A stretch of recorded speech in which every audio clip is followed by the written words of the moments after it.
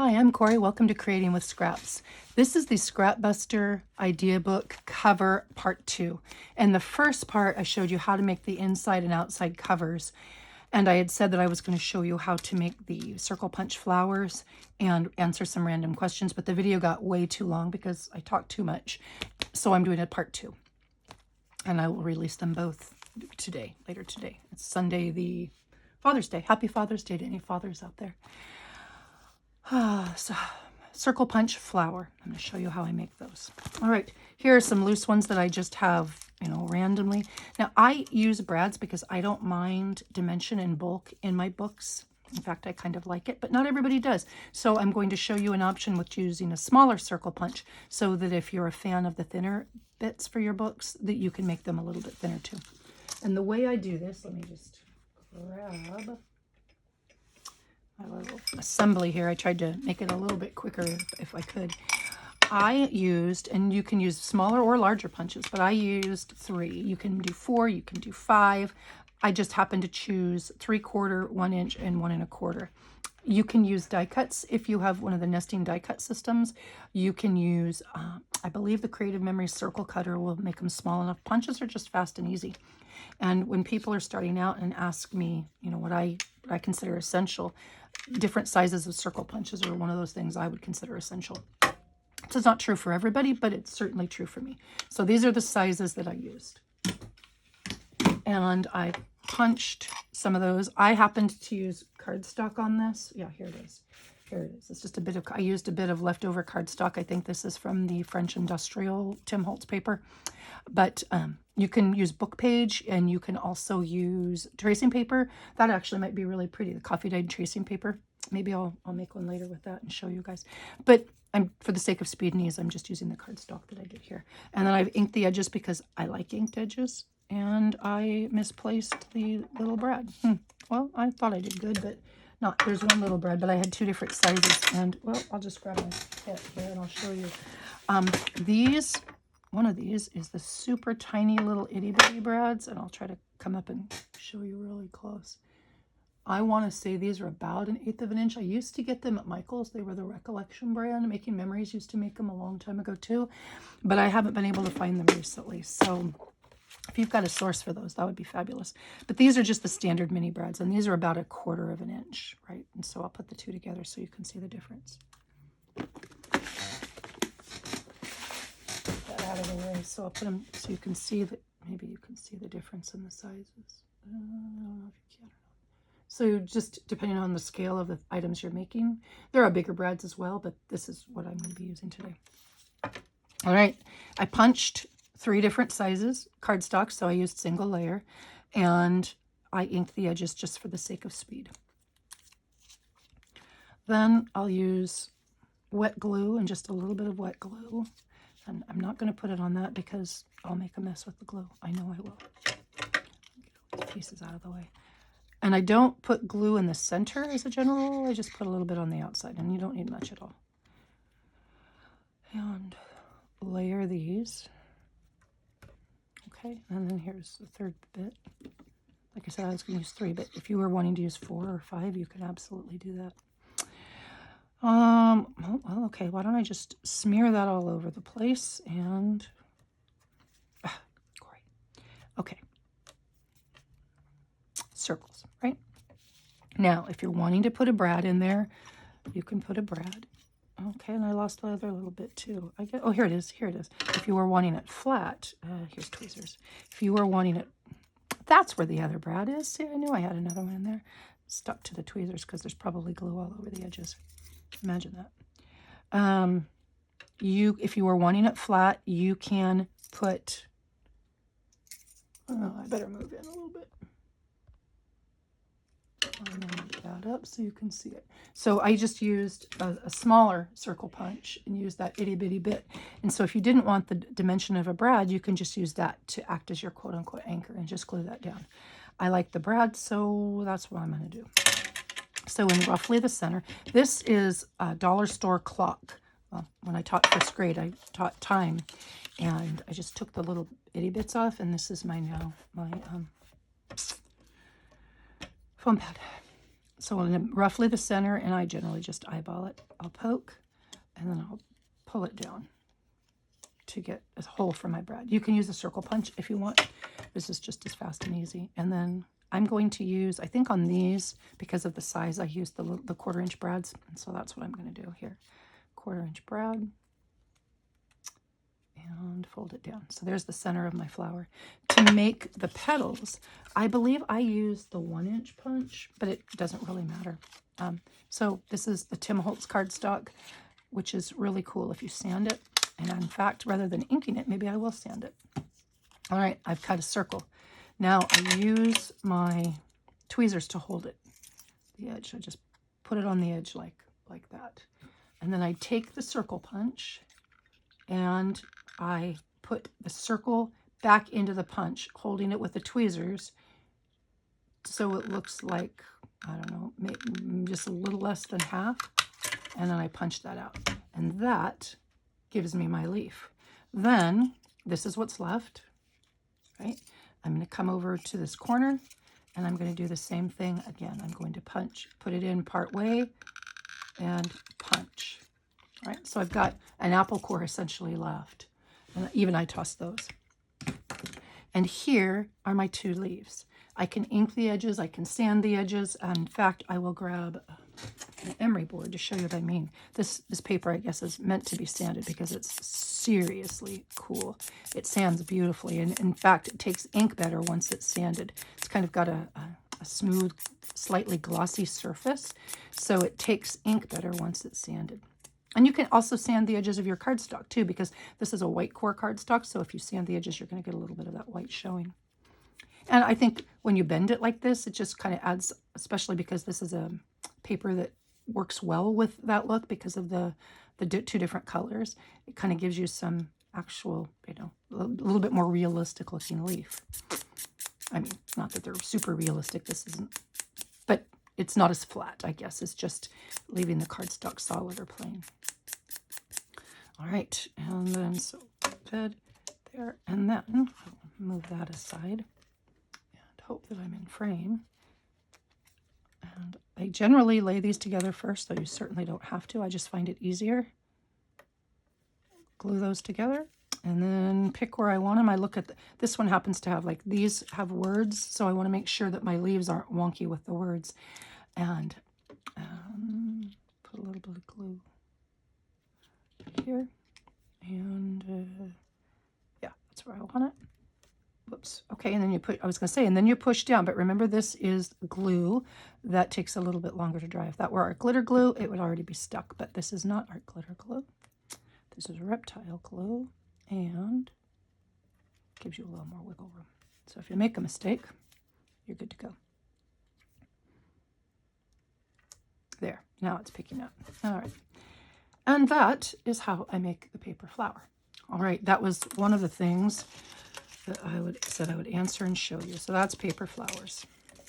And, okay, next, sari silk. Somebody asked me about sari silk, and I don't have a great source. My first purchase of sari silk I bought from somebody that Liz Smith from Mrs. Coggs Crafts recommended, and then that person was out of the natural color the next time, so I bought from. But my point with that is, all sari silk is not created the same. All of them have the fray silk bits, then that's perfectly normal. But the quality of the sari silk is not the same. You can see here, this one is kind of a thinner, coarser sari silk. This one is kind of a smoother sari silk. I don't know if it's better quality or what. And maybe it has to do with the weave, would be my guess. But all that to say, not all sari silk is the same. So if you get a poor batch or one that's you know, not as pleasing to you, know that they're not all that way. Like this one, not so great. It's kind of less tightly woven, and the smoothness and the quality isn't as good. So I wish I had a better answer for you, but a lot of people on Etsy sell sari silk. My suggestion would be to look at somebody who's got some great reviews and people are happy with the quality and purchase from them. Let me zoom out just a little bit. Sorry about that. Good. Sari silk in your face. So sari silk, that was a question. That goes here. Punching your circles, or punching anything for that matter. how am I going to say it? So if I'm punching cardstock, and this is just a big one, let me use a circle punch as a guide. I'll use the 1-inch circle. If I'm punching cardstock, I'll just put a single layer of cardstock in. This is Braille paper and it's a cardstock weight. So I'll get nice smooth edges and it'll punch out beautifully, right? Well, if I do the same thing with this coffee dyed tracing paper and I just use one, see what happens? It doesn't punch beautifully. It doesn't punch beautifully at all. In fact, it'll rip, it'll tear, and it's super frustrating. You're like, my punch is no good. Well, it's not so much the punch, it's the thickness of the paper. And this is 20-ish years old, and I've sharpened it with foil, but it's not always perfect. What happens is it's too thin to get a good bite. So if I'm going to use this kind, I'll fold it up a couple times, and let's say I have a piece just this big. Oh, well, now it's going to be harder to hold it. Well, this one's big enough I can hold it. It's going to be harder to hold it. Let me use a larger circle punch, and so you'll see what I mean. It's hard to hold it so that it fits right? Because it's tight. So what I'll do is I'll take a piece of scrap cardstock or leftover, maybe it's a color that I don't care for, and I will put it in like this. So I've got my folded over thin bits, and this works with book page as well, or if you're using copy paper, thinner copy paper, this works as well. I will, purple tape. I'll use some purple tape to hold it in place, but you don't have to. If you can hold it that way, you're good to go. But I'll put just a tiny bit. So this is my cardstock with my handle and a little bit of purple tape, just kind of to hold it in place, right? And then I will take my punch and I'll put it down to make sure that I've got all my edges where I want them and that they're in there and smooth, right? So I've got my coffee dyed tracing paper in there, and then I'll punch. And now I have a nice, smooth, even circle. I've got several of them, in fact, and with the edges not torn up. And I was able to use a smaller scrap that way because I made myself a handle with the scrap of cardstock. So there's a tip and a suggestion for those of you who have a hard time with thinner papers. Again, it works with book page. It works with any thin paper at all. So there you go. Now, while I have this out, and because I was thinking about it and somebody asked, I don't have the difference between tracing paper and vellum, and there is a definite notable difference. This is cheap tracing paper. It's super thin. It tears really easily, right? But it's also dirt cheap. And when it's coffee dyed, it looks like this. Now, the process of dyeing the coffee, it'll still tear, but it's much sturdier now that it's coffee dyed than it was when it just came in its original form. And I would imagine that would be true if you use avocado dye or beet dye or some of the other dyes as well. The paper absorbs the moisture, and even though it dries out afterwards, it strengthens it for some reason. I'm sure there's a science behind it, which escapes me, but it is notably stronger. So here's tracing paper coffee dyed, or plain. Here's is coffee dyed, and then this is vellum. And vellum comes in different weights and different clarities or translucencies.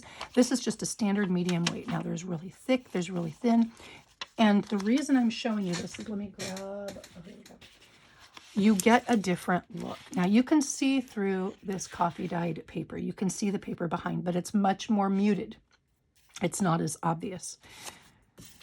With this is 2 layers. With uncoffee dyed tracing paper, you can see, again, you can see it, but it's more muted. And it's just a lighter mute versus a darker mute, right?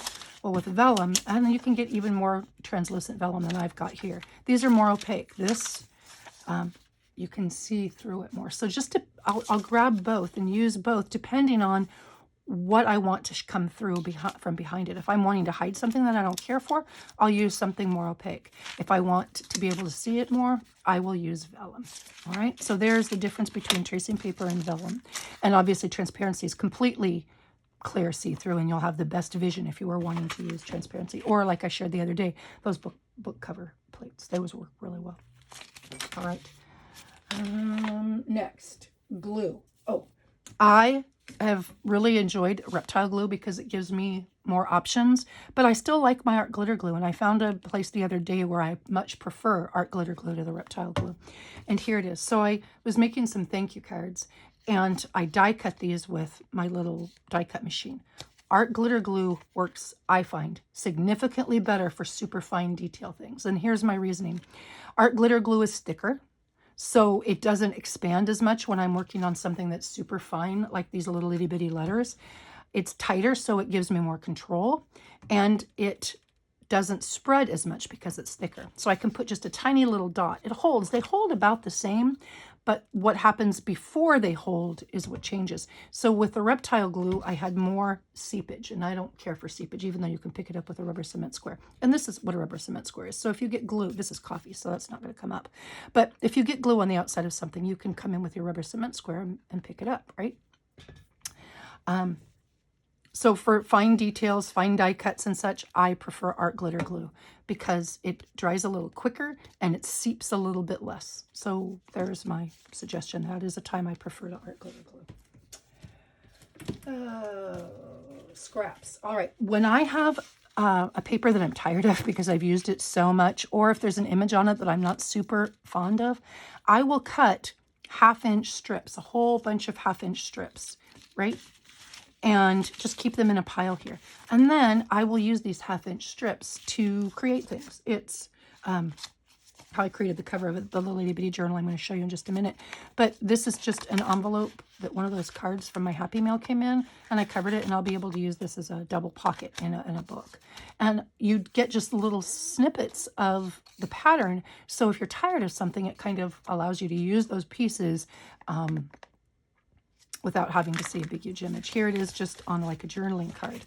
And here it would be like a top tuck or a bottom tuck as a pocket or a tuck, and with a quote on top of it. So if you're tired of a cardstock or a paper or something, this is an option for you.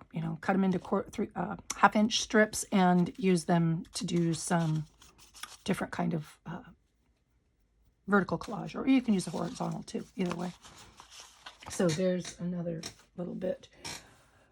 Here we go. This is another tip. When you're working sometimes with old brittle book page, this is 150 plus years old, it tears super, super, super easy. And you can't always get it to tear exactly where you want it. And one of the things I like to do, like this is an old math workbook. One of the things I like to do is not use the handle of my trimmer to cut it, but I want it a little bit raggedy.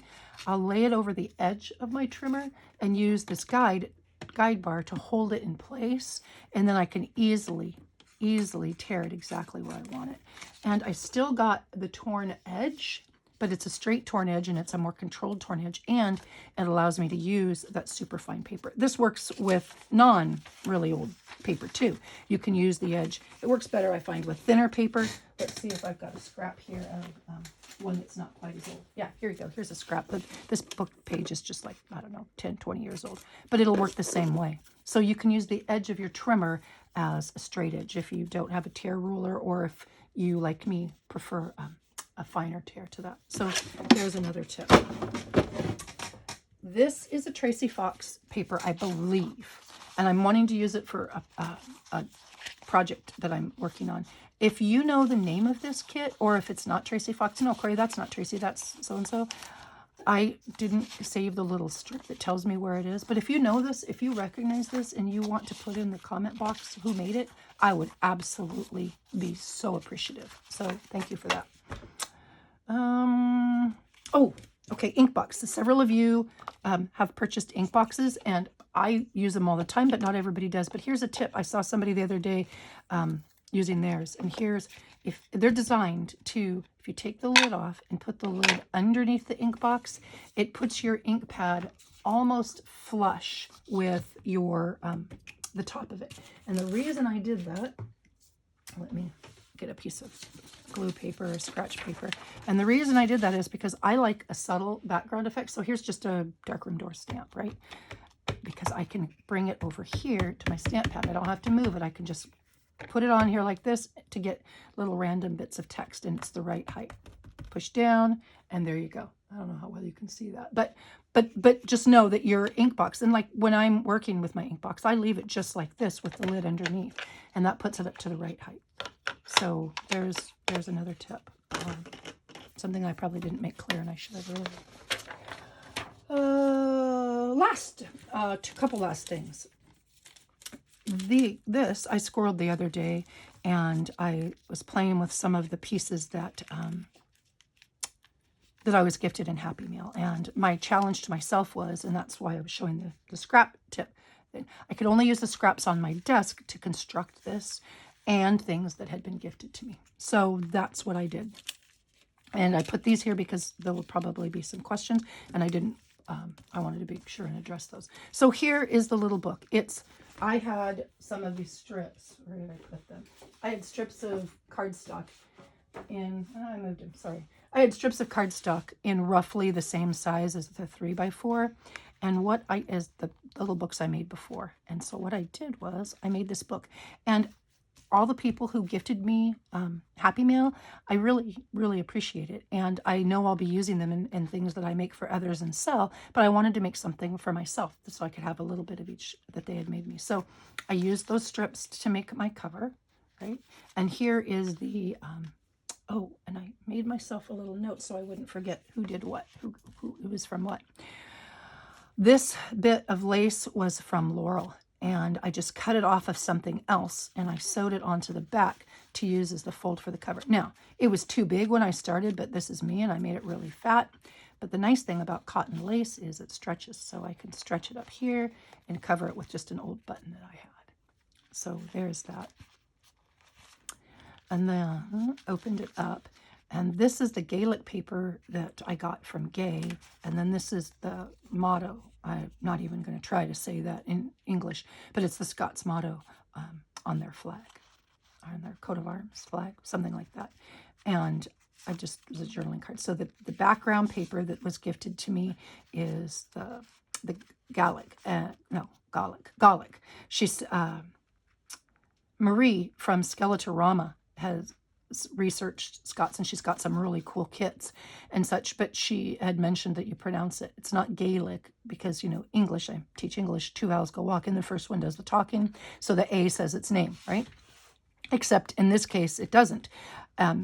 Gaelic is generally, I believe she said, how Irish people from Ireland address their language, and Gaelic is the Scots version. So this is just a clock handle that I put on there. And then, so I've on the back of these are all the book page, the different languages of book page that I got. So this is the Gaelic, and I've got the Latin, French, and German in here as well, plus a grammar book, an English grammar book. And here is just a little flip over notepad. And these are vocabulary cards. This is the Latin, that cool Latin that came in the folio that Sonia made me. So I learned how to pronounce it from Marie at Skeletorama, and the Gaelic pages came from Gay at Fiddly D, and the folio came from Sonia. It had Latin in it and French or German, and then Barbara sent me the French. So I've got something from each of them in here, and these are vocabulary cards in Latin because this is Latin. And then this itty-bitty bit of lace was from Laurel. I just cut it off of something. And then this is just one of those fold-down writing spots. And I put it in place with just one of the mini Tim Holtz paper clips. So I didn't use any foundations that weren't from the people who gifted me Happy Meal, but little bits and things like anchor things like this I did. And this is just a button spot with some of the lace that I was gifted, and I had the buttons.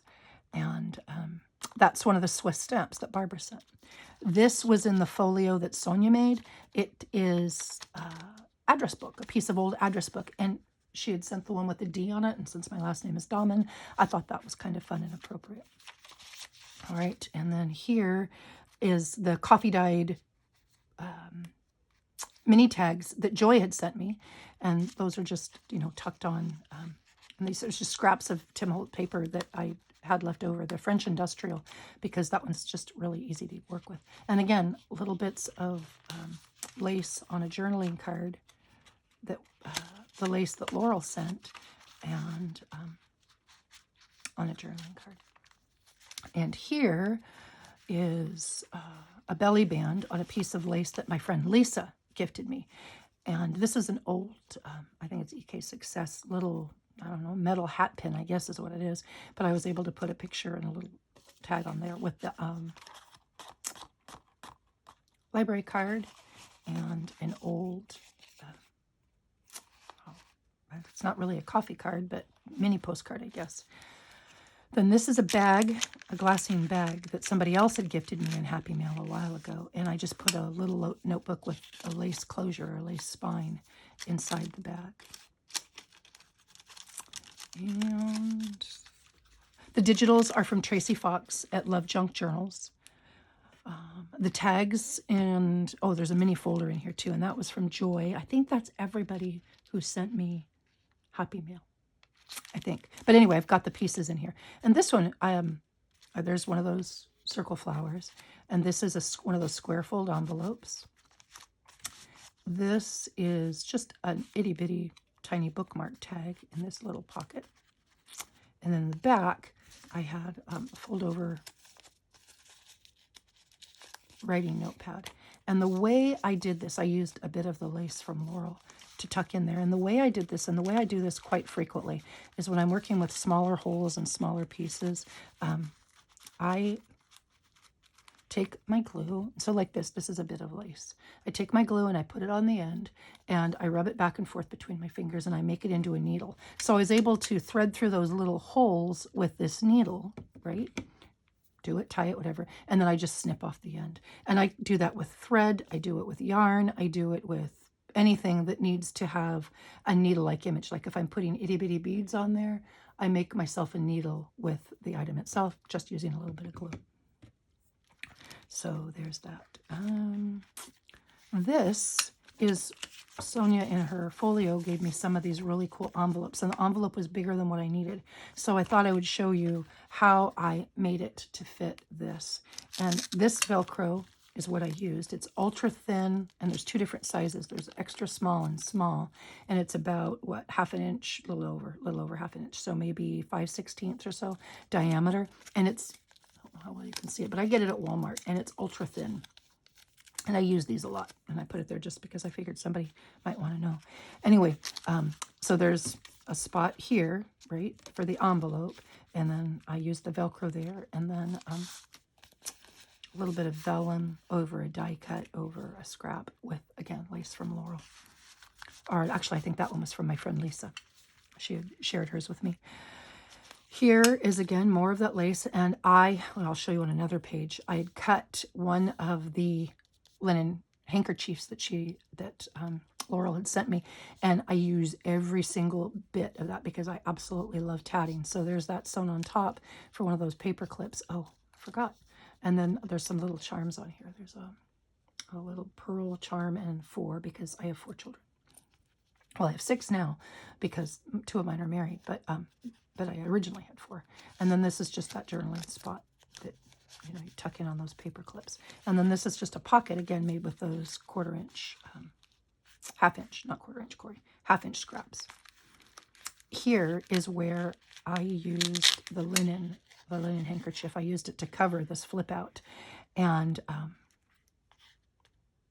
I saved the extra bits. I have a whole bunch, and I will use all of it. Here is a file folder that Joy gifted me, and I just folded it in half and glued the edges, and then put a Tracy Fox bird and label on the front. And this part was really, really cool. See there, November 7th, 1868. That was on a piece that was in Sonia's folio, and November 7th happens to be my husband's birthday, though he was not born in 1868. Actually, his grandfather was born in 1864, because his grandfather, I know, crazy, but his grandfather was notably older when his dad was born, and then my husband's dad was notably older when my husband was born, so huge gap in ages there, just random bit. But November 7th, I thought that was really cool, and I had to make sure and include that. So the bird digital on the Joy label, and then just a little notebook inside, a little flip-up notebook. And this Velcro is mostly the standard Velcro. And the reason I did this particular one here is because of the bulk. I wanted this to stand up a little bit, to be a little bit more flush with the flap and the paper in there. So it's a good idea to have different size Velcro on hand, is what the point was there. here is the other side of that little pocket, and I just cut the edge. So it was a glassine bag sewn in as part of my signature, and then I just opened both ends and folded them back. And here's just one of those, accordion style folds with more of the lace. And I believe that was lace from Lisa. And that's a Tracy Digital. Over here, another pocket, more of the lace. I think this lace was from Laurel. And then just a little sewn notebook lit with the leftover notebook paper. It's one of the things, actually this is old notebook paper, but it's one of the things I do with the composition book paper.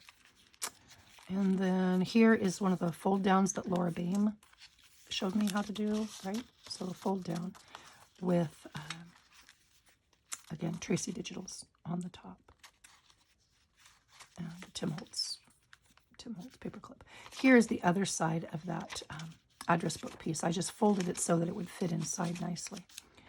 And I just thought she was really, this lace is from Sonia, and it's absolutely gorgeous. And I just thought she was really cute with her little bear, and so she needed to live there. And this is the French paper that Barbara sent me with some antique cigarette or tea cards in there. I buy these on Etsy. I look for cigarette cards, tea cards, and I found I've gotten several sets, but if I want flowers, if I don't want random Mickey Mouse images or space images or other things, I look for specifically flower sets of coffee or tea cards. But, the random sets are fine too, because it's good to mix it up a little bit. And then this pocket, there's a scrap of, there's a scrap of the tatting.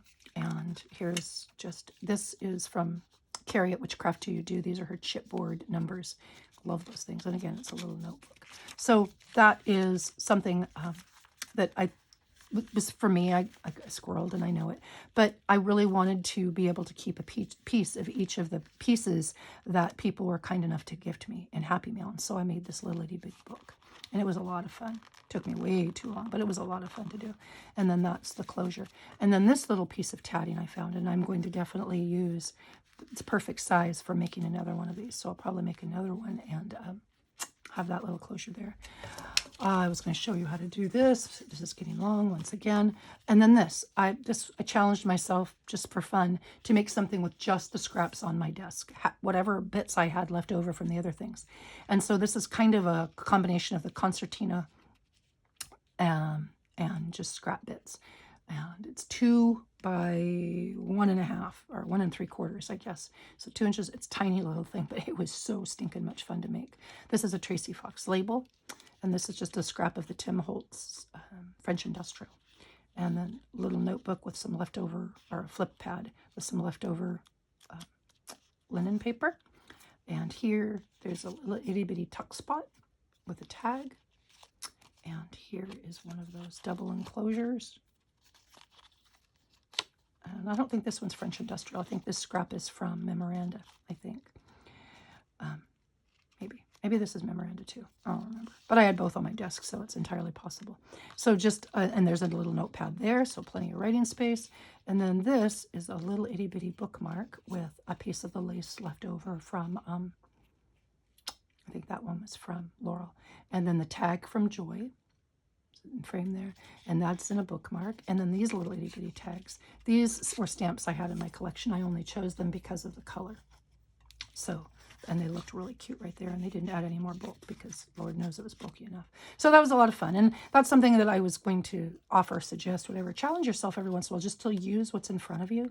It's fun, it's relaxing, and it it's just a way to take a mental break and to give yourself an opportunity to play. So there you go. I knew I was going to stop and forget again. All right. If it's not the size you want or need it to be, here is a quick, easy way you can do it. So let's say I think this is about 4 inches. It's a bit bigger than 4 inches, 4 1/4.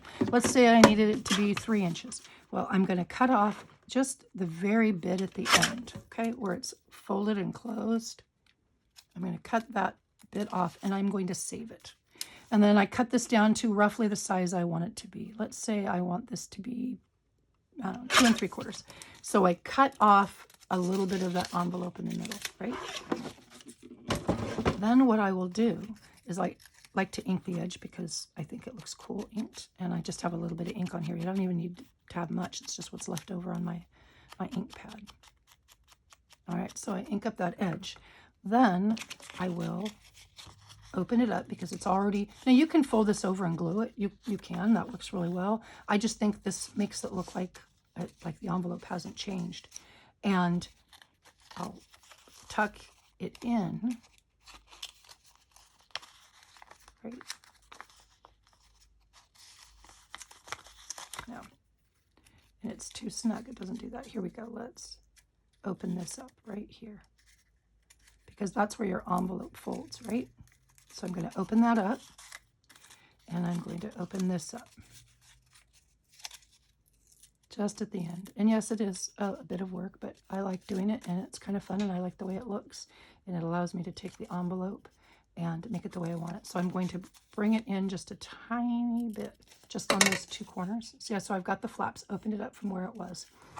And I've got a piece of heavy cardstock that I use for inking over here. And I'll just put a little bit of ink on that. Again, this is just the leftover ink on there. I'm not going to ink it heavily. Oh, you could. You can put as much ink or little ink as you want. All right.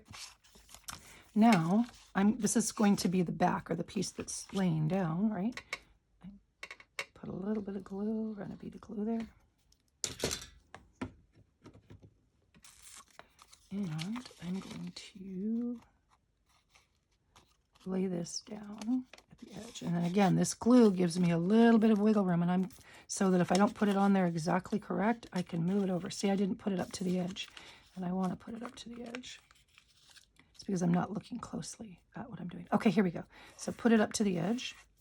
Now, those little flaps, I'm going to glue those back down.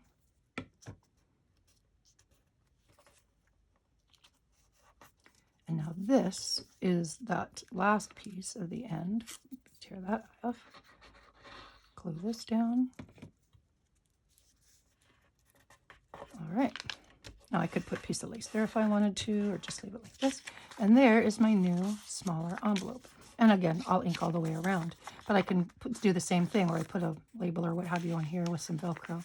And there's my new smaller envelope. All right, there you go. There's questions answered. I try to answer the questions that I'm asked, but every once in a while I forget, so I apologize for that. And thank you for watching. If you have more questions, write them down, and I will do my best to get to them. Happy creating.